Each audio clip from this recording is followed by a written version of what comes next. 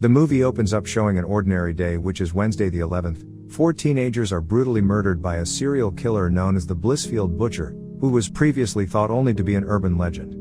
During his murder spree, the butcher steals a dagger known as El Dolo from a collection of ancient artifacts kept in the teenager's house where the murders took place. Welcome to Movieland. Please help us grow by subscribing and turning on the notifications. It means us a lot. Spoilers ahead. Enjoy. The next day, high school student Millie Kessler suffers bullying from various students, including cheerleader Ryler and teacher, Mr. Fletcher. Millie finds solace in her friends, Nyla and Josh, who is gay, and her crush, Booker. Josh tries to convince Millie that she's a piece, while Nyla fears that Millie is so concerned with taking care of her mother that she fails to take care of herself. Millie lives with her older sister, police officer Charlene Char Kessler, and alcoholic mother, Paula. Her father died 1 year ago. Despite the emergency alert of the butchered teenagers, Blissfield Valley High School maintains its plans to host a homecoming dance on Friday the 13th. Against the protests of Nyla and Josh, Millie plans to skip the homecoming dance and spend the night at a theater play with her mother instead. That night, the night of Thursday the 12th, Millie works as the high school mascot, a beaver, for the homecoming football game. She declines a ride home from Nyla and Josh and instead waits for her mother to pick her up. Unbeknownst to Millie, her mother has suffered another alcoholic fit and is passed out on the couch. Night comes and the high school crowd disperses, leaving Millie alone, still waiting for her mother. As she waits, she spots the Blissfield Butcher across the street. As the butcher begins to approach, Millie runs underneath the stands of the football stadium to hide. As she attempts to escape, she is tackled by the butcher. The butcher stabs Millie in the left shoulder with El Dolo, causing an identical wound to appear on his left shoulder. Charlene arrives and shoots her gun in the air to scare off the butcher. The police keep El Dolo as evidence. The next day, Friday the 13th, the butcher awakes in the body of Millie in her bedroom. Meanwhile, Millie awakes in the body of the butcher on a filthy mattress in an abandoned shack. In Millie's body, the butcher attempts to stab an oblivious Charlene in the back with a kitchen knife but is intervened by Millie's oblivious mother. Millie's strange behavior is attributed to shock from her attack. The butcher decides to go to school in Millie's body to find more teenagers to kill. The butcher gives Millie's body an updated appearance, wearing a high ponytail and red lipstick and borrowing a red leather jacket from Charlene. This new appearance gives Millie attention from her previous bullies, including the football team. While at school, the butcher ignores Nyla and Josh. He kills Ryler by locking her in a cryotank.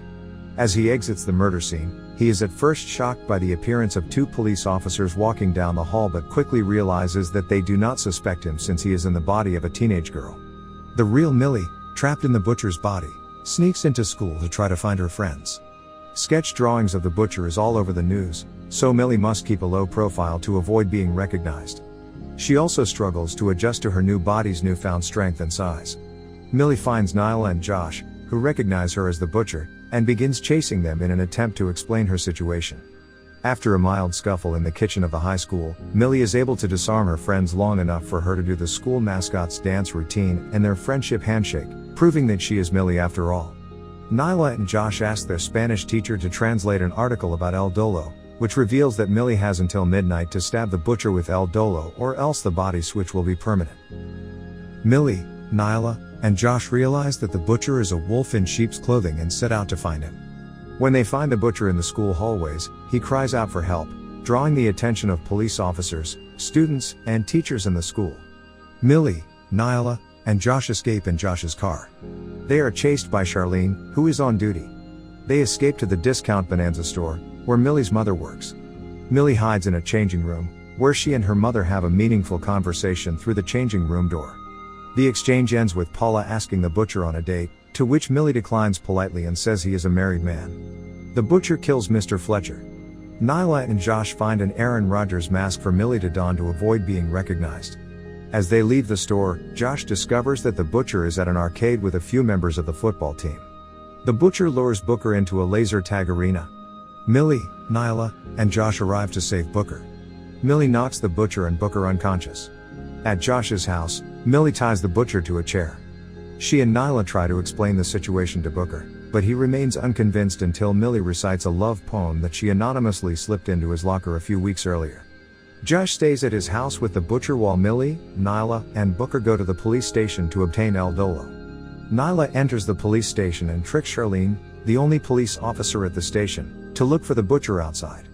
While Charlene is outside, Nyla steals her keys and obtains El Dolo from the evidence locker.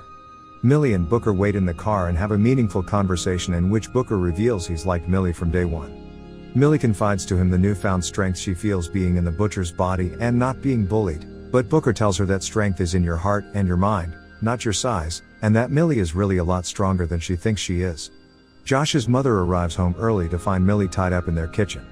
Josh attempts to convince his mother that he is actually straight and this is just part of sexual role-playing. However, the butcher slips out of the ropes tied around his wrists and chases Josh and his mother down the hallway with a kitchen knife. At the police station, Charlene catches Nyla stealing El Dolo.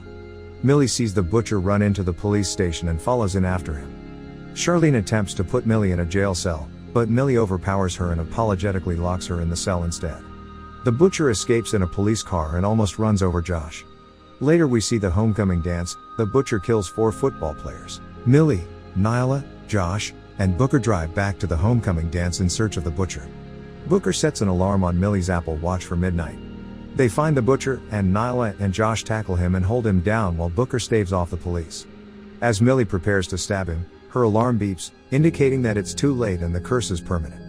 However, Josh notices that the bell hasn't rung yet, and Millie remembers when Booker gave her advice to set her clock 5 minutes late to prevent being late to classes.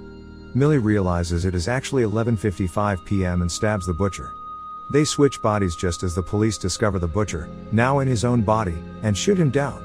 While in an ambulance, the butcher removes his fingertip pulse oximeter to fake his death.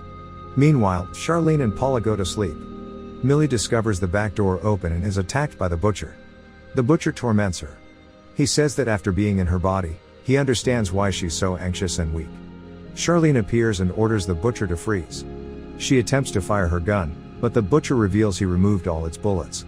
Suddenly, Paula smashes a wine bottle the butcher's head. In the end we see that he quickly overpowers all 3 women, throwing Charlene into the TV, punching Paula in the face, and headbutting Millie. Millie admits that she also learned something from being in his body, that having balls sucks. She kicks the butcher in the balls and stabs him in the chest with a wooden post. She looks down at the dying butcher and swears. Hope you enjoyed. Thanks for watching.